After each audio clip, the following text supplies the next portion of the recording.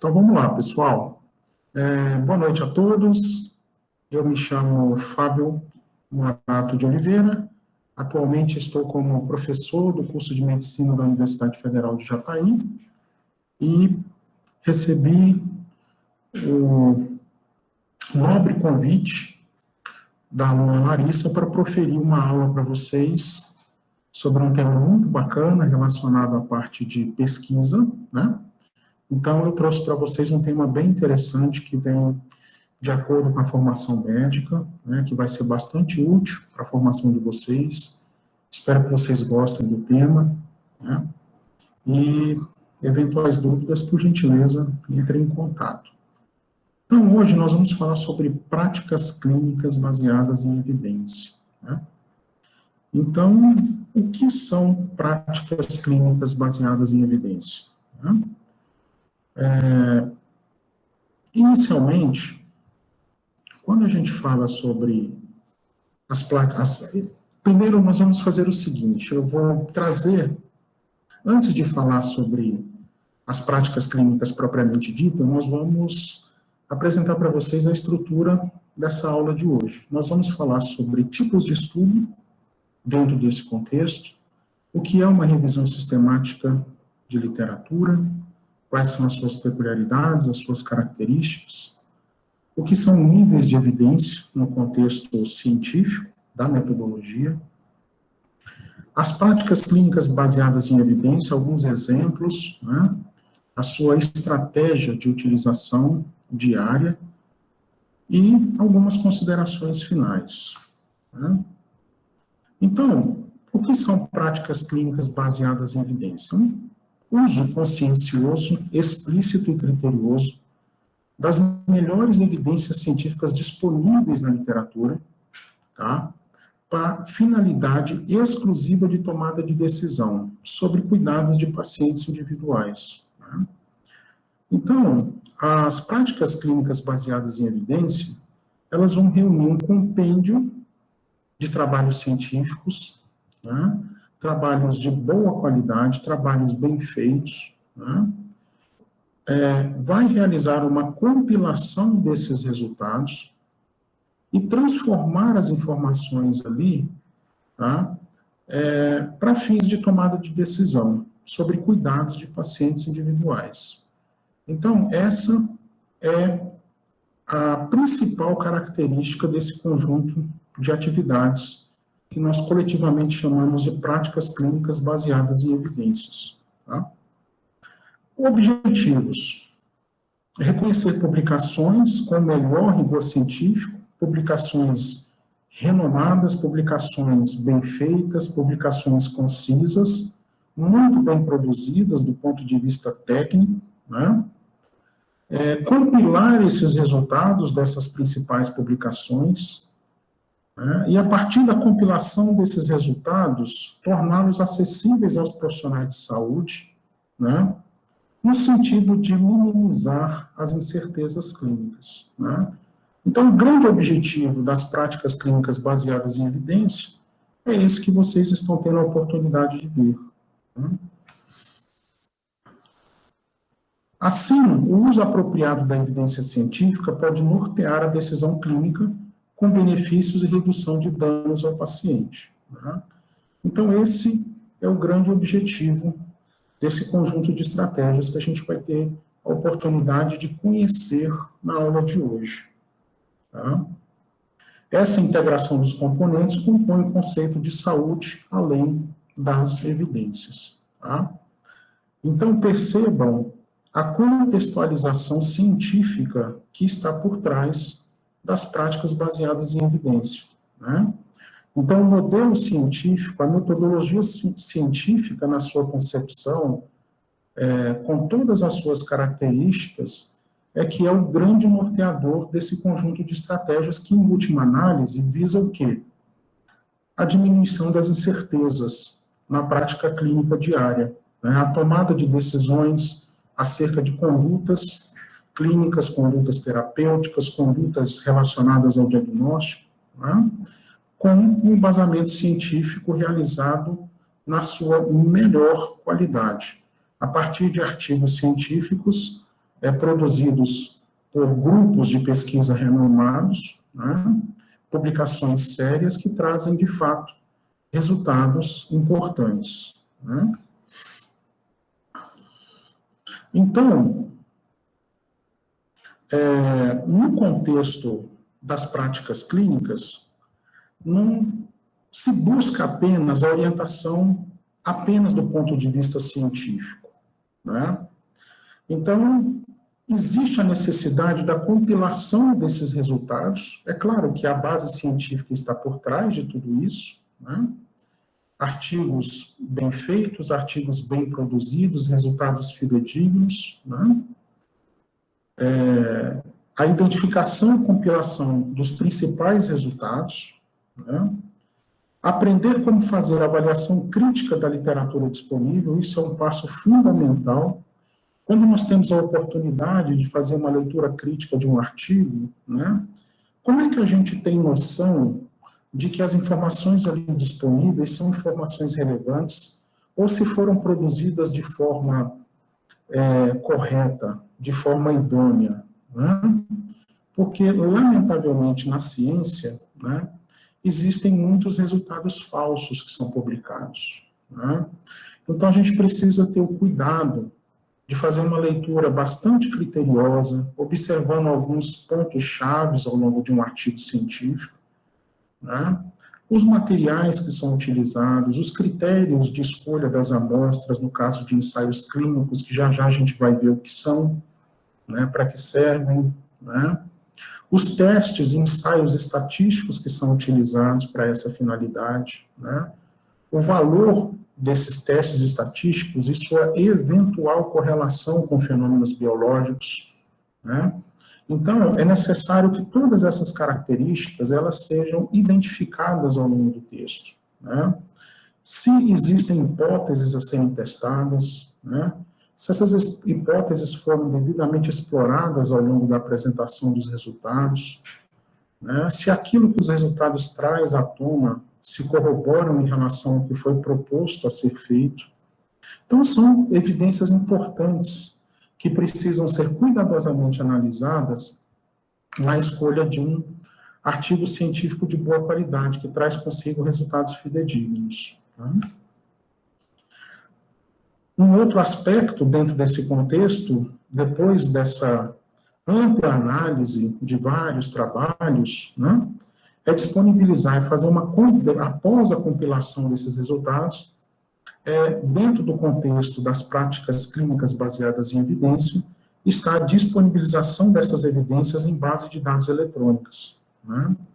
Então, existem várias bases de dados que podem ser consultadas, nós vamos comentar sobre algumas delas, né? E essas informações ficam lá disponíveis, né, para serem consultadas, visando, em última análise, o quê?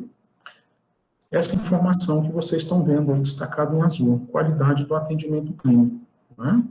Então, todo esse conjunto de estratégias que norteiam as práticas clínicas baseadas em evidência, em última análise, elas têm como objetivo essa característica, qualidade do atendimento clínico prestado. Tá? Lá na frente, a gente vai ver que essa qualidade, ela se aplica ao diagnóstico, ao tratamento, à prevenção e ao prognóstico. Tá? Então, a essas características do acompanhamento de pacientes. Né? Do ponto de vista dos estudos que norteiam essas características clínicas, né, aí eu trouxe uma questão para vocês, para a gente refletir um pouquinho. Que questões mais interessam na área da saúde? Né? Como é que eu avalio isso? Né? Para a gente ter uma resposta para essa pergunta, a gente precisa conhecer bem o nosso paciente, a gente precisa conhecer sobre o agravo que o paciente apresenta, né, as características de uma determinada doença, né, as suas peculiaridades. Né? Então, existe uma série de características que norteiam essa pergunta aí que vocês estão vendo. Né? Então, vamos tentar explicar um pouquinho sobre isso. A pergunta da pesquisa define que modelo de estudo é mais apropriado. Né? Por exemplo, existem estudos, né, estudos que são considerados estudos descritivos. O que é um estudo descritivo? É um estudo que vai trazer um panorama acerca da frequência de um determinado evento, por exemplo, né? No município de Jataí, no município de Goiânia, ou no município de Brasília ou São Paulo, eu tenho interesse de saber qual é a incidência de casos de dengue por ano, né? Esse é um exemplo de um estudo puramente descritivo. É um estudo que vai trazer para você a frequência sobre casos de dengue numa determinada localização geográfica. Município, estado, toda a federação, ou talvez você esteja interessado em saber sobre a distribuição dos casos de dengue entre pessoas de uma determinada faixa etária, pessoas sob uma determinada condição financeira, né? Então, a pergunta da pesquisa acaba, de certa forma, definindo o modelo de estudo que seria aplicado para responder essa pergunta, né? Então, percebam que num estudo como esse, em que eu estou interessado apenas em saber sobre a incidência, né, de casos de dengue num determinado município, não há nenhuma proposta de intervenção. Ou seja, é apenas uma descrição acerca de um fenômeno que eu gostaria de observar numa dada população, num determinado espaço geográfico, né? Então, vamos trabalhar um pouco mais a natureza dessa questão, né? E dentro desse contexto também, existem outros fatores que influenciam a escolha do modelo de pesquisa, né? Objetivos do estudo, né? O que eu quero estudar? Qual é o fenômeno que eu quero estudar? Né? Por que, por exemplo, existe uma alta probabilidade de casos de retardo mental em mães que fazem uso de álcool durante a gestação? Né? Quais os fenômenos genéticos, bioquímicos que estão por trás dessa eventual correlação? Primeiro, será que existe correlação entre consumo de bebida alcoólica e crianças com manifestação de diferentes graus de retardo mental após o nascimento? Será que eu posso estabelecer uma relação de casualidade aí? Exposição versus manifestação fenotípica dessa característica, né? Então, eu preciso desenvolver um estudo para saber, primeiro, se existe uma relação, né? Eu posso fazer um estudo observacional a respeito disso, né? Eu posso acompanhar gestantes que, inevitavelmente, inadvertidamente, né, fazem uso de bebida alcoólica e, após um tempo, eu posso avaliar as crianças, né, ao longo do seu desenvolvimento, né?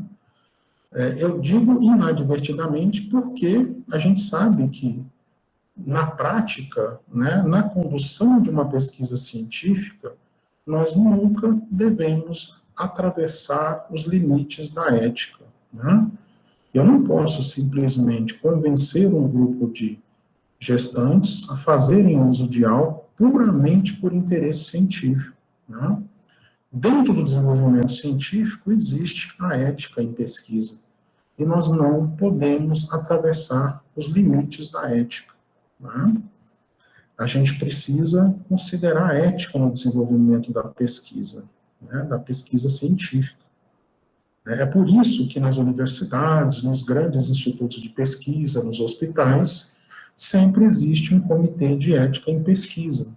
Todo projeto que visa ser realizado no âmbito de um hospital, de uma clínica, de uma universidade, de um hospital-escola, ele precisa ser apreciado pelo Comitê de Ética em Pesquisa, né? Ele precisa porque, dependendo do projeto que eu quero desenvolver, inevitavelmente podem trazer riscos, né, à saúde da pessoa, né? Então, uma simples coleta de sangue periférico, né, pode trazer um risco, pode trazer um desconforto para a pessoa. Né? Então, isso tudo precisa ser analisado de forma bastante criteriosa. Né? Os comitês de ética em pesquisa têm um papel fundamental. Né? Mas, voltando aqui, um dos critérios de escolha dos modelos de estudo reside sobre os objetivos do estudo. Né? Quais são os objetivos do estudo? Né? O que pretende se alcançar? O que pretende se verificar? O que pretende se confirmar? Né? Prevalência das doenças. Né? Será que existem critérios aí de sazonalidade inerente à manifestação de determinados agravos? Né? Então, pode ser também aí um motivo para a escolha, um motivo que determina a escolha de determinados modelos de pesquisa. Conhecimentos pré-existentes acerca de um determinado fenômeno, né? Os fenômenos biológicos que nós observamos no dia a dia. Né? É engraçado que até pouco tempo atrás, né, eu comecei a perceber que é bastante uma situação bem interessante. Até pouco tempo atrás eu comecei a perceber que tem pessoas que têm uma tolerância maior em relação ao frio do que outras. Tem pessoas que são mais sensíveis em relação ao frio, né? Outras têm um pouco mais de tolerância, né? E aí, até então, eu comecei a perceber que a minha tolerância em relação ao frio se deve ao fato de eu ser gordinho, né? Então, essa proteção de gordura, de certa forma, favorece aí uma maior tolerância ao frio.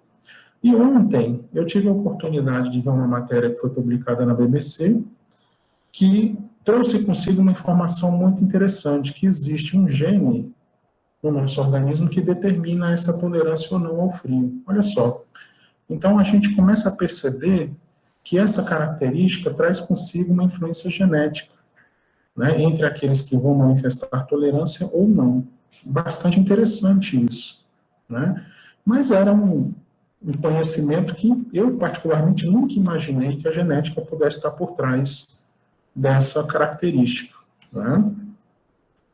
Habilidades do pesquisador, né? Habilidades do pesquisador no tocante ao conhecimento de métodos científicos adequados para a realização de determinada pesquisa, seja ela uma pesquisa observacional ou uma pesquisa experimental, que já já a gente vai trazer à tona as duas definições. Né?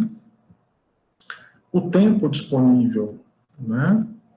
Quanto tempo eu disponho? Né? Toda pesquisa ela necessita de um cronograma de realizações. Né? Em quantas etapas essa pesquisa ela é subdividida? Ela tem uma etapa inicial de entrevista, ela pode ter uma etapa de coleta de material biológico, uma outra etapa inerente ao processamento desse material biológico, o processamento dos dados inerentes a essa análise biológica, as eventuais correlações clínicas que se seguirão após o confronto dos dados obtidos com as informações clínicas dos pacientes e, naturalmente, as conclusões. Então, existe toda uma cronologia, né? Em quanto tempo esse resultado vai estar disponível? Né? Isso precisa ser considerado também. E, naturalmente, os recursos materiais, né? Qual é o custo para a realização da pesquisa? Né? Isso tudo precisa estar muito bem definido. Né? Quanto vai ser gasto de material, qual é o tamanho da amostra que eu quero analisar, por quanto tempo esse grupo de pacientes vai ser acompanhado, né? Para a manifestação de uma determinada característica, quando eu gostaria de tentar estabelecer uma relação de causa e efeito, exposição versus manifestação. Né? Então, são considerações que são importantes. Né? E ainda no contexto da obtenção de dados científicos, né, eu não posso deixar de comentar com vocês duas classificações que são muito importantes. Né? A gente já trabalhou isso com alguns alunos da metodologia científica na instituição, mas é sempre importante trazer esses conceitos com relação à classificação dos dados que nós utilizamos. Né? Existem os dados que são classificados como primários e os dados secundários, né? O que os diferencia? Os dados primários, como vocês estão tendo a oportunidade de ver no slide, são aqueles dados que são obtidos a partir da intervenção do pesquisador, né? Então, ele é o primeiro a coletar os dados. Informações de entrevista, exames, demais observações, né? Eu vou utilizar como instrumento de coleta dos meus dados um questionário, uma tabela que vai ser preenchida por um grupo de pessoas que vão passar por um processo de entrevista, né? Então, eu estou tendo a oportunidade de reunir os meus dados a partir dos instrumentos de coleta que eu estou utilizando, seja um questionário, seja um ensaio biológico no laboratório, seja a comparação de dois grupos, um vai ser administrado placebo e o outro vai ser administrado um fármaco que possivelmente pode ser utilizado para o tratamento de determinada doença, né? Então, são aqueles dados que o pesquisador coleta, né? São dados inéditos que estão sendo coletados ali. Ele é o primeiro a coletar aquelas informações, né? E os dados secundários são dados, olha só que interessante, dados que são coletados por outros para outros fins, né? Então, são dados que estão disponíveis em grandes plataformas, né? Grandes bancos de dados. Um deles, muito importante, é o DataSUS, né? Dados provenientes de censos demográficos, estatísticas vitais. Então, são dados que são coletados, né? Por exemplo, a partir dos diversos setores de vigilância epidemiológica dos municípios, são repassados aos estados, os quais, por sua vez, repassam essa informação ao governo federal, Ministério da Saúde, né?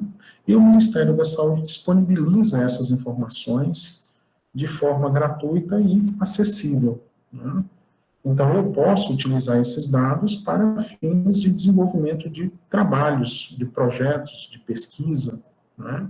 Mas não fui eu quem os coletou, né? Os dados estavam lá disponíveis, eles estão lá disponíveis nas respectivas plataformas, né? Então, os dados, eles podem ser utilizados por pesquisadores da área da saúde, né? Todos os pesquisadores da área da saúde têm amplo acesso a essas informações, inclusive quem não é pesquisador. Basta acessar a plataforma do DataSUS, inserir os critérios de busca, né, as variáveis que se deseja buscar, sexo, idade, raça, condição social, condição econômica, distribuição geográfica, e aí você tem lá uma grande quantidade de informações disponíveis, né? Então, são considerados dados secundários, tá? E, ainda falando sobre os estudos, nós temos duas classificações de estudos: o estudo experimental e o estudo observacional. Qual que é a diferença? No experimental, a gente tem a intervenção do pesquisador, e no observacional, não. Ele é um estudo que é desprovido de intervenção. Eu vou fazer observação acerca de um fenômeno, né? Por exemplo, eu gostaria de saber, por semana, quantos casos de mulheres diabéticas são atendidos no ambulatório de endocrinologia do Hospital das Clínicas da Universidade Federal de Goiás, em Goiânia. Eu gostaria de saber qual é o perfil dessas pacientes, né? Mulheres diabéticas. Eu queria saber, esse grupo, como está a distribuição de faixa etária dessas pessoas? Qual é a renda dessas pessoas? Então, eu posso coletar essas informações, obter a partir de um questionário, e eu vou fazer uma observação desses resultados. Por enquanto, eu quero observar, eu não vou fazer nenhuma intervenção, né? Ele passa a ser um estudo experimental a partir do momento que eu desenvolvo alguma estratégia de intervenção. Eu vou oferecer uma estratégia terapêutica para pacientes dentro de uma determinada faixa etária, a partir de determinados valores hormonais, nesse contexto de pacientes com diagnóstico de diabetes. mellitus tipo 2, por exemplo. Né? Então, para um grupo específico, segundo uma determinada faixa etária, nós vamos promover uma estratégia de intervenção terapêutica. Então, percebem a diferença do estudo experimental para o estudo observacional, né? Como diz a definição, no estudo observacional, o pesquisador ele participa como observador. Ele está observando o fenômeno, né? O fenômeno está sendo observado, dados estão sendo coletados, e a partir de uma coleta inicial, eu posso formular hipóteses e propor um estudo experimental, um estudo na qual o pesquisador ele intervém, né? Ele pode incluir, ele pode excluir, ele pode modificar uma determinada variável, um determinado grupo de pessoas que vão participar daquele estudo, né? Então, existe aí uma intervenção, tá? Então, esses dois tipos de estudo, eles são importantes, são fundamentais, né? Trazem consigo informações importantes, né? E nós temos aí a definição e a categorização desses dois tipos de estudo, tá? Então, dentro dos estudos clínicos, né, nós temos algumas diretrizes, né? E como eu disse anteriormente na aula, essas diretrizes elas estão relacionadas ao diagnóstico, tá? Elas estão relacionadas à prevenção, estão relacionadas ao tratamento e estão relacionadas ao prognóstico, né? E com o objetivo de explorar essas características no contexto clínico, existem estudos, ensaios que se aplicam a cada um deles, né? Então, para estratégias voltadas exclusivamente ao diagnóstico, eu preciso de estudos de mais acurácia, né? Estudos com uma maior definição de valores críticos acerca de uma determinada característica, que será fundamental para o diagnóstico de uma determinada condição, né? Então, por exemplo, no contexto de várias doenças oncológicas, né, nós temos um conjunto de estratégias laboratoriais que nos permitem concluir o diagnóstico acerca de uma determinada patologia, né? Então, eu posso ter ferramentas que vão avaliar a estrutura celular, marcadores genéticos, né? E o conjunto dessas informações vai me ajudar a acurácia, a precisão na qual eu identifico uma anormalidade cromossômica, uma alteração genética, uma alteração de morfologia celular, ou seja, a identificação precisa dessas peculiaridades são utilizadas para fins de diagnóstico, né? Então, percebam a natureza de cada uma dessas diretrizes diante da necessidade de estudos específicos, né? Para fins de prevenção, ensaio clínico controlado randomizado. A gente vai falar um pouquinho sobre as peculiaridades desse estudo, né? O mesmo se aplica a tratamento, ensaio clínico controlado randomizado, né? Estudos de coorte, né, para fins de definição de prognóstico. O que é prognóstico? Evolução acerca do desenvolvimento de uma doença, né? Dentro do contexto do diagnóstico de leucemias, né, existe uma correlação muito forte com alterações cromossômicas, né? As alterações cromossômicas no âmbito do diagnóstico de leucemias e linfomas são fundamentais para o estabelecimento do diagnóstico acerca de um determinado subtipo leucêmico, assim como também em relação ao prognóstico, né? Então, para trazer à tona esse exemplo, um exemplo para vocês nesse contexto, do ponto de vista genético, existe uma translocação, uma alteração cromossômica, chamada de translocação, troca de partes entre dois cromossomos, que é característico de um tipo de leucemia, né? Leucemia mieloide crônica. Tem como marcador genético a presença da translocação entre os cromossomos 9 e o cromossomo 22, né? Formando o conhecido cromossomo Filadélfia, que foi descoberto em 1960, né? Em amostras de medula óssea e sangue periférico de pacientes com leucemia mieloide crônica, né? Então, via de regra, pacientes com leucemia mieloide crônica que têm a presença do cromossomo Filadélfia como única alteração genética, eles têm uma evolução favorável, têm um prognóstico favorável, né? Uma evolução boa, né?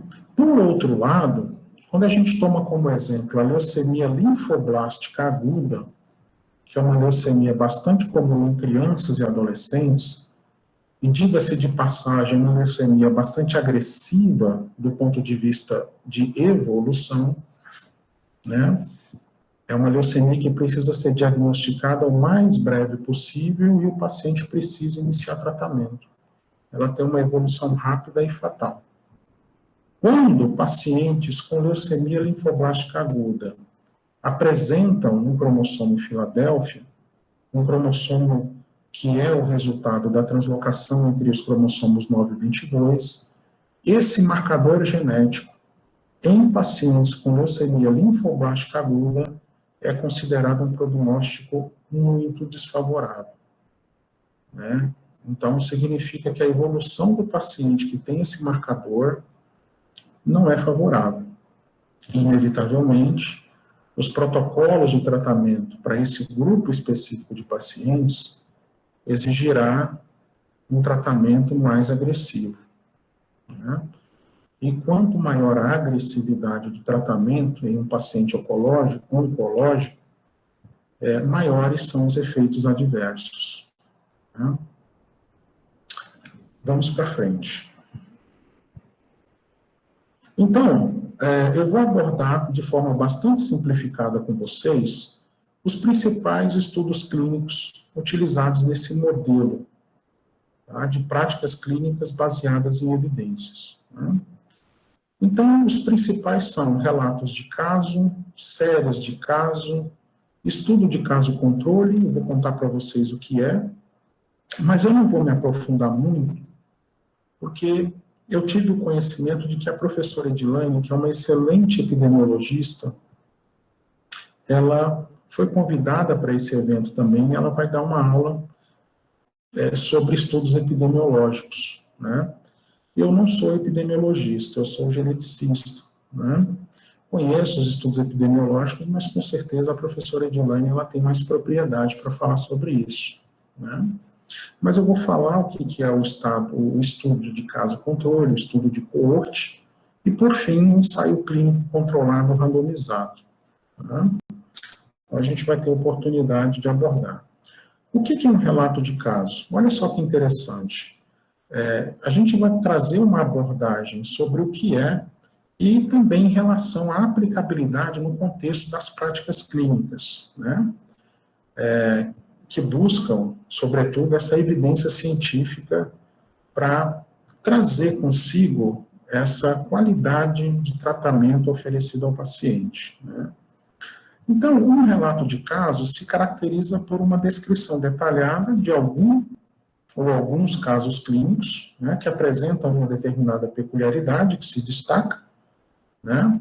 Dentro de um agravo, de uma doença, você tem uma peculiaridade que chama atenção e que requer uma intervenção um pouco diferente do tradicional para aquele mesmo tipo de doença, né? Então, normalmente, do ponto de vista científico, né, a gente faz um relato de caso, também conhecido como case report, né? Na maior parte das revistas ligadas à área médica, muitas delas têm uma seção exclusivamente dedicada à submissão para fins de publicação de case report, né?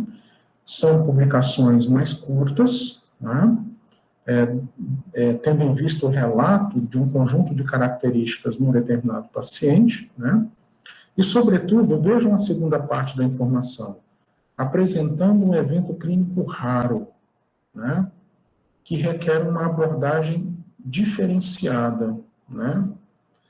Eu vou trazer alguns exemplos para vocês sobre isso, né? Olha só que interessante, quando bem detalhados, eles colaboram para elucidar os mecanismos de doenças. Porém, os relatos de caso trazem consigo as suas desvantagens. Dada a sua exclusividade, eles se aplicam somente àqueles pacientes específicos, né?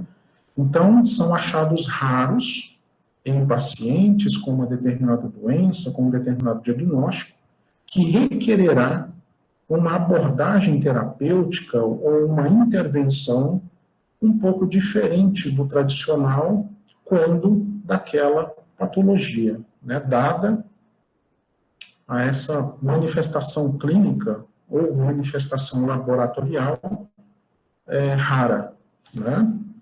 Então, eu trouxe aqui, para exemplificar para vocês, 2 trabalhos que eu tive a oportunidade de produzir quando eu estava na USP de Ribeirão Preto. Então, o primeiro caso é um relato de caso de uma paciente de 23 anos de idade, tá, com diagnóstico de leucemia linfocítica crônica e alteração relacionada ao cromossomo 11, né? Então, qual que é o aspecto raro desse caso, né? Esse caso foi publicado em maio de 2010, em colaboração com o médico hematologista lá da cidade de São José do Rio Preto, Carlos, a gente conhece ele como Carlão, né? Eu participei do trabalho realizando os achados laboratoriais, né? A leucemia linfocítica crônica é um tipo de leucemia que acomete pessoas acima dos 60 anos de idade.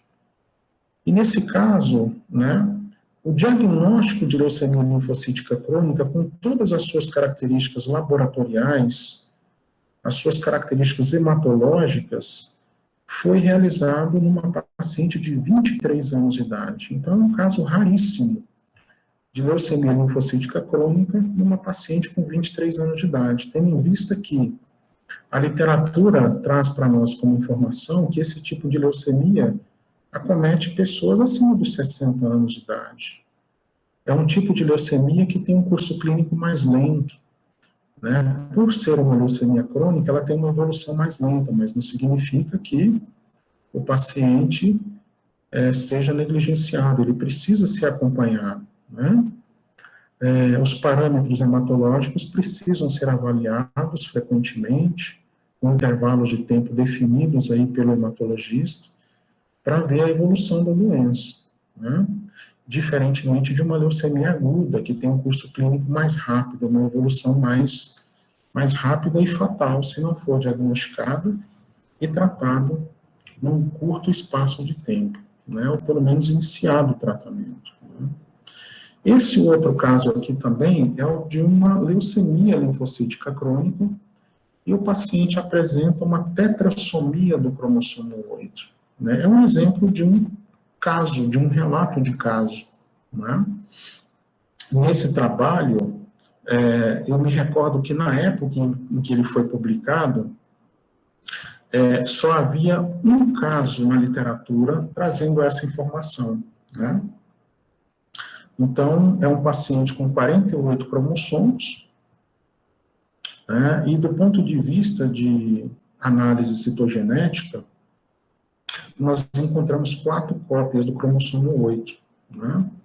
Então, percebam que são peculiaridades específicas, né, que requererão o quê? Tratamentos específicos, né? Em vista da raridade dos fenômenos apresentados, né? Então, isso caracteriza bem, essas características definem bem o relato de caso, tá? O que é uma série de casos? É um estudo com um pouco mais de pacientes, um número maior de pacientes, tá? E esse estudo ele pode ser tanto retrospectivo, eu posso fazer uma análise a partir de informações disponíveis nos prontuários, né? Então, eu posso fazer uma análise retrospectiva, olhando para aspectos lá atrás, que se manifestaram lá atrás, a partir de investigações no prontuário dos pacientes, e percebam, eu vou abrir aqui um parêntese, vocês poderiam estar se questionando assim, o simples fato de eu buscar informações nos prontuários dos pacientes, né? Por exemplo, no âmbito de um hospital universitário. O hospital universitário, normalmente, ele tem um setor específico que controla o acesso dos profissionais de saúde aos prontuários dos pacientes, né? Então, fica tudo arquivado. Antigamente, né, até hoje ainda tem, né, os prontuários físicos, mas de uns anos para cá, alguns hospitais universitários estão mudando e estão digitalizando, né, tornando esse prontuário um prontuário eletrônico, né. E aí vocês poderiam se questionar, eu vou fazer um levantamento de informações clínicas e laboratoriais, uma análise retrospectiva a partir dos prontuários que estão disponibilizados, né. Eu vou precisar de comitê de ética para fazer isso. Eu vou sentar ali no computador, os prontuários estão todos disponíveis online, né? E eu vou precisar de comitê de ética para isso? Sim, com certeza você vai precisar de comitê de ética.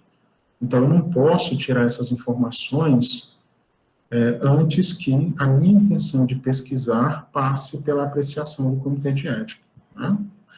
Bom, nesse modelo de estudo, na série de casos, ela colabora com o delineamento do caso clínico, então, em torno de uma determinada característica. Mas tem limitações importantes. Quais são as limitações? A exclusividade daquela característica dentro daquele grupo, né? Então, aqui é um outro trabalho que nós tivemos a oportunidade de publicar com relação a um tipo de linfoma chamado linfoma de Burkitt, né? E eu tive a oportunidade de avaliar um grupo de pacientes pacientes com diagnóstico do linfoma de Burkitt, que tinham uma evolução do ponto de vista clínica mais agressiva, uma evolução mais desfavorável, né, um comportamento mais agressivo, em relação aos demais pacientes com Burkitt, por conta de um conjunto de anormalidades genômicas, né? Então, nesse restrito grupo de pacientes com essas características genéticas, dentro de um grupo maior de pacientes com diagnóstico de Burkitt,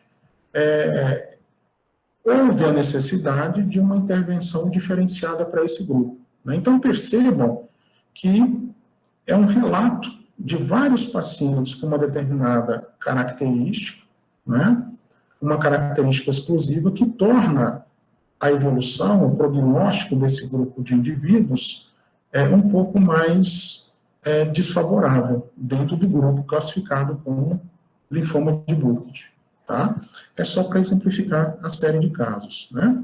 Agora a gente vai entrar um pouquinho no campo da epidemiologia, né, que é o campo da professora Evilane, né?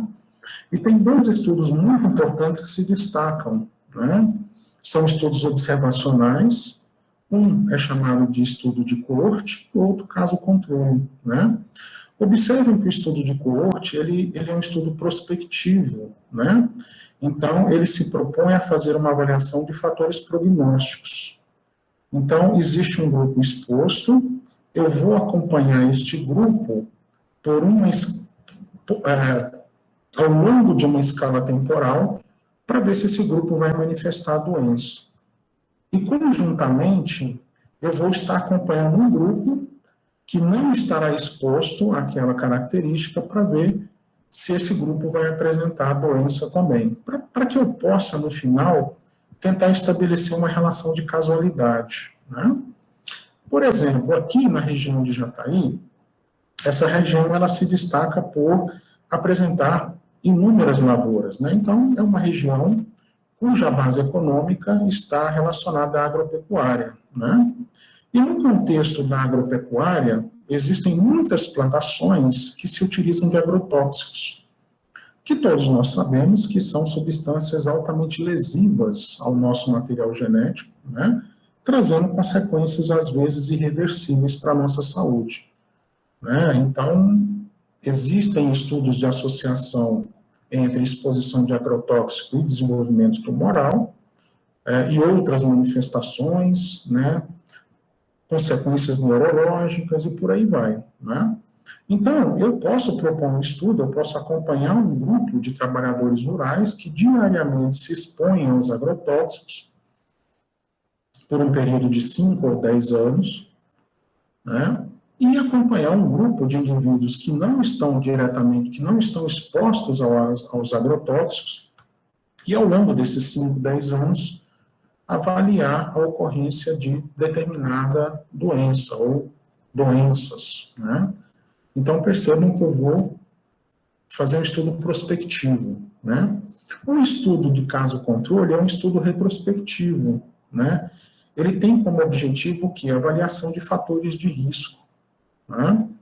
Então, por exemplo, eu vou pegar um grupo de indivíduos, vou fazer uma análise retrospectiva a partir de dados que estão eventualmente armazenados em prontuários, né, e vou fazer uma investigação se há uma relação de casualidade em relação à manifestação de um determinado agravo e se houve ocorrência de exposição lá atrás, né. Então, esses estudos são estudos classificados como retrospectivo, né, e são estudos, no âmbito mais geral, classificados como estudos observacionais, né, que são, que representam ali uma categoria de estudos em que nós não temos a intervenção do pesquisador, né. Então, conforme eu disse anteriormente para vocês, a relação entre o consumo de bebida alcoólica durante um período gestacional e a eventual ocorrência de fetos com crianças, né, com diferentes graus de deficiência mental, o uso crônico do cigarro e um eventual desenvolvimento de doenças de grande complexidade, como câncer, por exemplo, né, ou outros agravos, né, consequências neurológicas, exposição a agrotóxico e eventual manifestação de doenças, né? Então, são exemplos desses estudos, né, que, naturalmente, a professora Edilane vai abordar muito bem com vocês, né? Dentro de uma outra categorização, nós temos o ensaio clínico controlado, randomizado, né? O que é isso? É um estudo prospectivo, né? Então, eu vou começar hoje, e eu vou realizar uma intervenção entre dois grupos, né? Então, por exemplo, esse modelo de estudo é bastante utilizado quando eu quero testar a eficiência de um fármaco, né? Então, eu vou utilizar um grupo tratado e um grupo não tratado, que normalmente vai receber um placebo, né? Então, o termo controlado significa que há sempre um grupo controle, ou seja, eu preciso de um grupo de referência que não vai fazer uso da medicação verdadeira, digamos assim, né?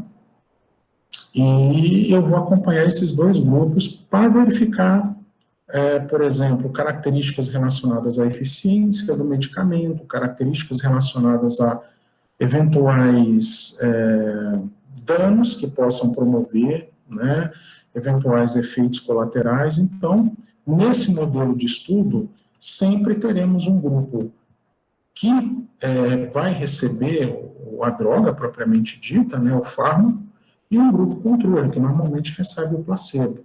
E esses dois grupos, eles são acompanhados, e as manifestações, eventuais manifestações clínicas, né, parâmetros laboratoriais, eles são avaliados aí rotineiramente, dentro de uma frequência, para se avaliar a eficiência e os eventuais efeitos colaterais daquele medicamento. Então, esse modelo de estudo é o que a gente chama de ensaio clínico randomizado, né, controlado randomizado, né.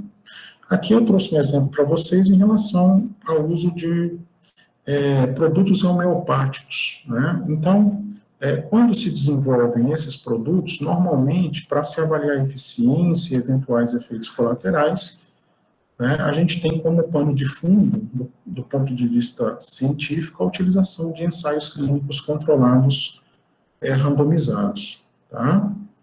Bom, a gente está falando sobre ensaio clínico, a gente está falando sobre modelos de estudo, classificação de estudos, e a gente precisa falar de erro, o viés. O que é o erro sistemático?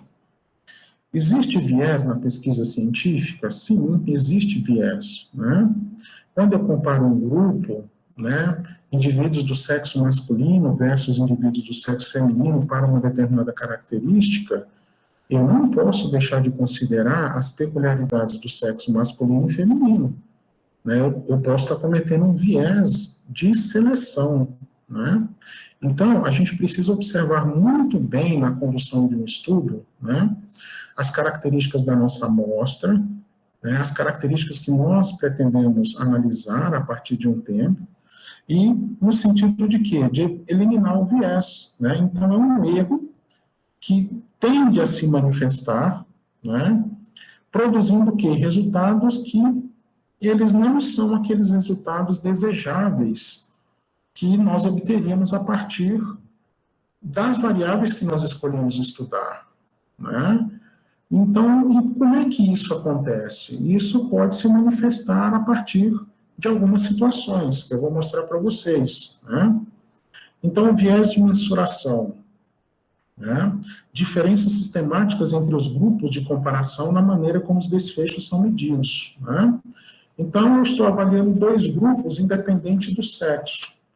Então, para um grupo, eu avaliei um conjunto de variáveis, mas no outro grupo, algumas dessas variáveis não foram avaliadas.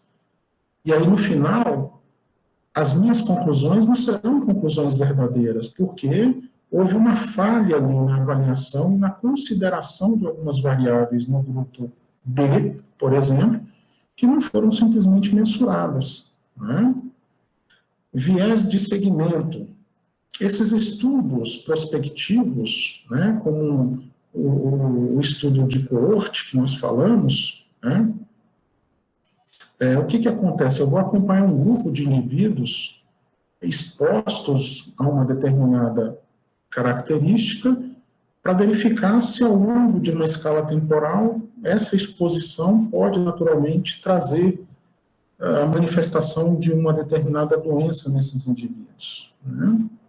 E ao longo dessa jornada, que pode durar 5, 10, 15 anos, eu posso ter perdas de pessoas aí, né? As pessoas podem ficar doentes, elas podem desistir do estudo, elas podem se mudar para uma outra localização geográfica, e aí você perde a oportunidade de fazer a continuidade, né?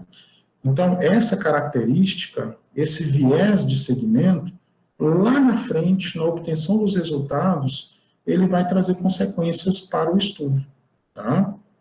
E o outro é o viés de seleção, né? Quando são feitas comparações entre grupos que diferem quanto a fatores que influenciam no desfecho do estudo, né? Então, por exemplo, idade, né? Existem determinadas características que eu analiso no genoma de uma pessoa, de um grupo de pessoas acima de 50 anos de idade, que tem certas características para aquela idade que eu preciso desconsiderar quando eu estou avaliando um grupo de indivíduos que tem uma idade média de 20 anos, né? A questão do sexo também, né? Então, por exemplo, se eu estiver avaliando fatores relacionados à expressão gênica que são altamente influenciáveis pela concentração de determinados hormônios, eu preciso levar em consideração a questão do sexo. Porque entre homens e mulheres existem desequilíbrios hormonais, né? Então, a inobservância dessa característica nos leva a cometer o que a gente chama de viés de seleção, tá? Bom, e a revisão sistemática? A revisão sistemática, ela consiste num trabalho um pouco mais complexo, né? É um trabalho complexo, é um trabalho grandioso, mas que tem um resultado formidável, né? A pergunta crítica tem por objetivo colaborar com a prática clínica, né? E definir prioridades na pesquisa clínica e em políticas de saúde, né?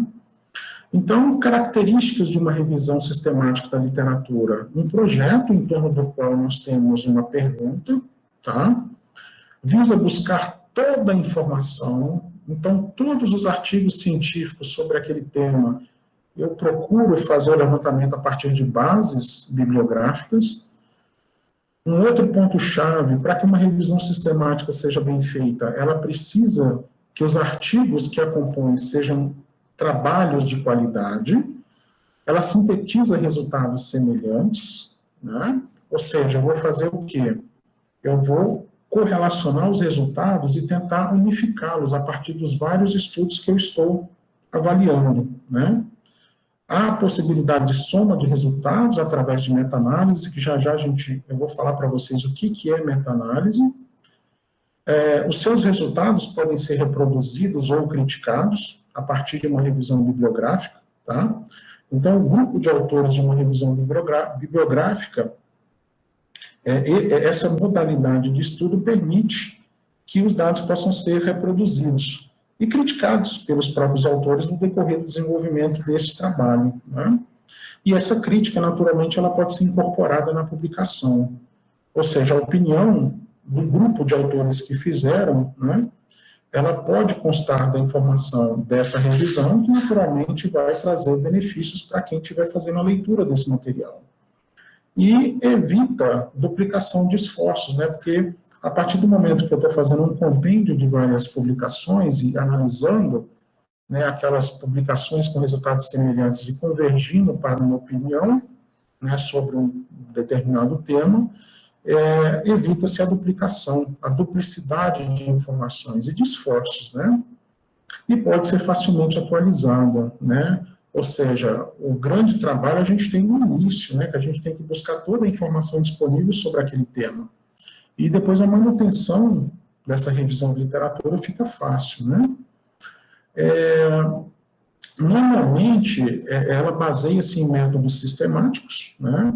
Então, você tem esses passos recomendados pelo CRD Report. Esses CRD Report, na verdade, são repositórios de dados, né? São repositórios de dados científicos, né? E eles têm normas, né? Um conjunto de normatizações para o desenvolvimento das revisões bibliográficas, das revisões de literatura, né? Das revisões sistemáticas de literatura, né? Então, são repositórios científicos, né, que têm um conjunto de regras para o desenvolvimento de uma revisão sistemática, que não é um trabalho fácil, né, é um trabalho bastante complexo, né, que exige muito esforço, né. A colaboração Cochrane é uma organização internacional, né, que tem como objetivo preparar, manter e assegurar o acesso a essas revisões sistemáticas, né, disponíveis na literatura. Ela foi criada no Reino Unido em 1993, e no Brasil nós temos uma representação feita pela Universidade Federal de São Paulo. Eu convido vocês a explorarem essa base de dados, né? Existem várias revisões bibliográficas disponíveis lá para consulta, né? E no Brasil nós temos aí, ela veio para o Brasil em 1997, né? E atualmente sendo representada pela Universidade Federal de São Paulo, né? O que é uma meta-análise? Meta-análise, muita gente confunde meta-análise com revisão bibliográfica, né, de forma sistematizada. Mas a meta-análise, ela tem uma contextualização mais estatística, né? Então, a meta-análise, ela consiste numa estratégia estatística para combinar vários resultados provenientes de diferentes estudos, né? Na área da saúde, um exemplo é a combinação do risco relativo entre dois tratamentos estimado em diferentes estudos, né? Então, por exemplo, num trabalho um projeto, né, em que você tem uma relação de exposição e desenvolvimento de um determinado fenótipo, né, de uma determinada doença, você tem a oportunidade de comparar do ponto de vista estatístico, né, os resultados de vários estudos, né, as frequências, os intervalos de confiança, os respectivos valores de P, né, todas essas características do ponto de vista estatístico, né. Aqui só um exemplo de ilustração, nós temos informações, né, obtidas, utilização de um dispositivo oral para a apneia obstrutiva do sono, né.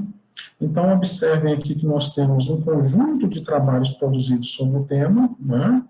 Cada trabalho com diferentes participantes, né? Então, nós temos os respectivos autores, os respectivos anos de publicação, alguns parâmetros estatísticos aqui, em relação àqueles que recebem o dispositivo, grupo controle, né, que recebem o dispositivo e naturalmente não apresentam apneia obstrutiva, e nós temos aqui os parâmetros estatísticos obtidos. Então, percebam que na meta-análise eu consigo avaliar os resultados, né, eu consigo fazer um compêndio aí de várias informações estatísticas a partir de vários trabalhos sobre o mesmo tema. Então, isso facilita bastante a nossa vida, né, no sentido de verificar qual estratégia poderia ser melhor aplicada para aquele paciente, né, no sentido final, é isso que nós temos, né. E quando a gente, dentro do contexto desses estudos clínicos, a gente observa os níveis de eficiência, tendo em vista todos os estudos que eu comentei com vocês, de forma bastante abreviada, né, a gente observa uma peculiaridade interessante, né, em relação ao nível de confiança e à validade. E olha o que a gente pode observar aqui. Quando a gente pega, por exemplo, o relato de caso, que traz consigo uma peculiaridade específica, né, rara, num determinado paciente, né, e a gente, ao mesmo tempo, compara, por exemplo, um ensaio clínico, né, com mais de 1.000 pacientes participando, né, obviamente, num estudo como esse, a gente tem uma confiança e uma validade de resultados muito maior pelo número de indivíduos envolvidos, né, do que num simples relato de caso, né, não desmerecendo a importância do relato de caso, né, mas, como nós vimos lá anteriormente, lá atrás, uma das peculiaridades do relato de caso uma desvantagem aquela característica que está ali publicada, disponível, ela é muito específica para um grupo de determinados indivíduos com aquela peculiaridade, né?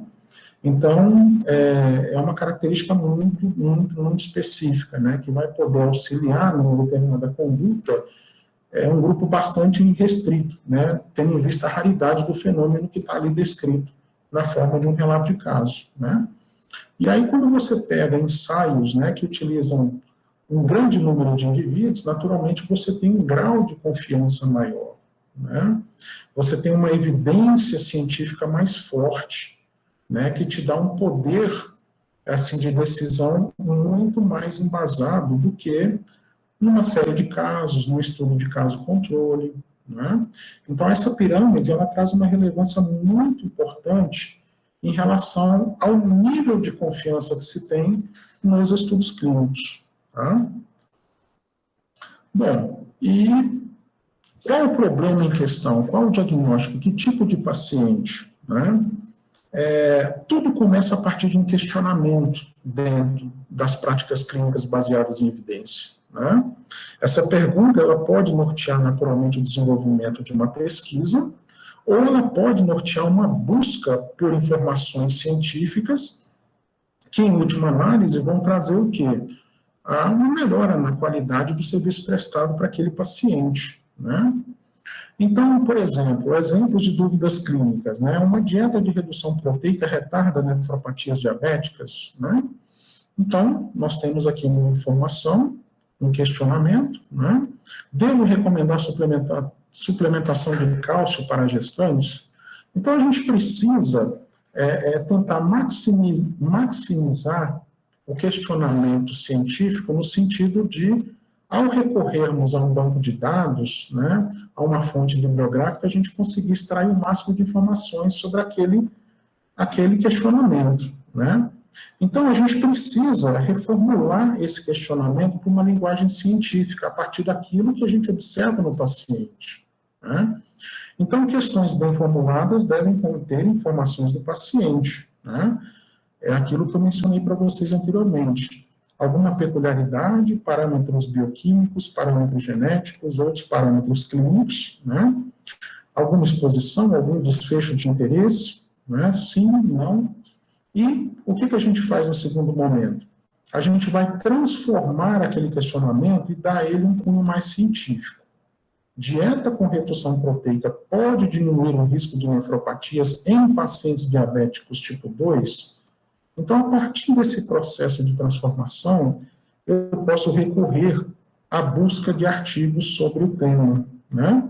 Esses artigos eles podem ter uma conotação textual, que estão disponíveis em bancos de dados como Cielo, ou podem ter uma conotação bibliográfica. Essa informação ela pode estar disponível a partir de dissertações de mestrado, tese de doutorado, artigos científicos publicados no PubMed ou no Medline, né? E que são grandes bancos de dados que são rotineiramente utilizados pelos pesquisadores, né? Aqui eu tenho um exemplo do Cielo, que é bastante utilizado, tem várias publicações em língua portuguesa, língua espanhola, língua inglesa, né? E aqui o exemplo do PubMed, né, para um referencial bibliográfico mais consistente. No PubMed, praticamente todos os artigos, eles são publicados, praticamente todos não, né? A grande maioria tem artigos naturalmente publicados em chinês, em alemão, mas a grande maioria dos artigos ela traz consigo uma publicação em língua inglesa, né? E quando a gente faz uma análise crítica de um trabalho científico, né, visando responder aquela questão, né, que norteia ali as características que eu levantei a partir do paciente, eu preciso levar em consideração algumas informações, né, que essas informações elas vão ser de grande relevância para que eu possa fazer uma análise crítica daquele artigo, a partir do qual eu estou tentando extrair informações, né? Então, na leitura do artigo, eu preciso identificar qual o problema está sendo respondido, né? Por que foi necessária a realização da pesquisa?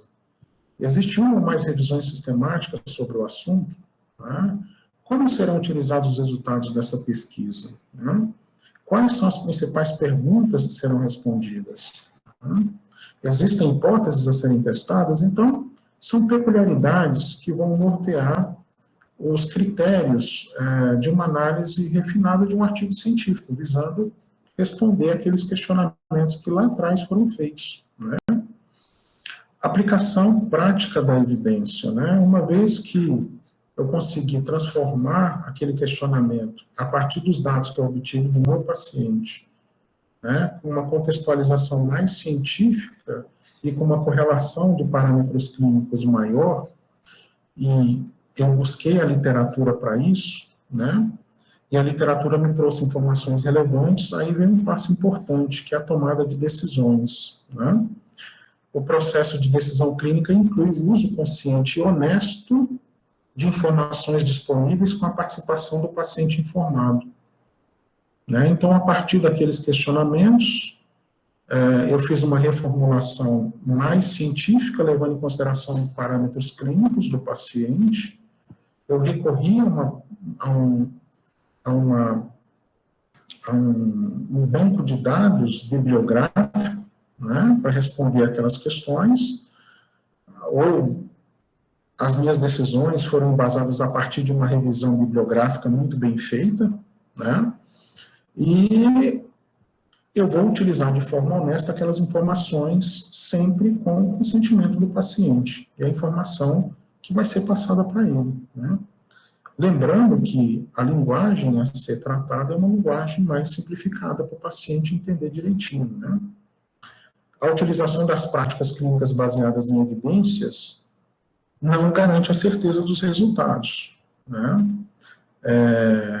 Por mais que sejamos criteriosos no desenvolvimento dos estudos, na seleção dos artigos, né, na utilização de revisões bibliográficas bem feitas, né, a gente precisa considerar que existe uma variabilidade interindividual, tá?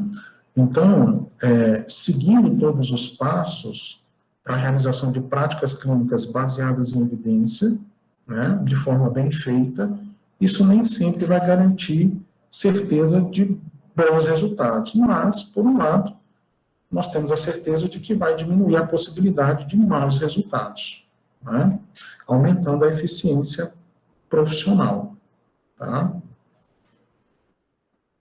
Era isso que eu queria compartilhar com vocês. Opa. Eu gostaria de agradecer a oportunidade de estar aqui e trazer um pouco desse conhecimento para vocês, né? Espero que possa ser bem aproveitado esse conhecimento, né? E, naturalmente, estou à disposição para eventuais dúvidas, né, e eventuais observações que sejam necessárias relacionadas a esse tema que é tão fascinante, né. Obrigado a todos, e nos vemos numa próxima oportunidade.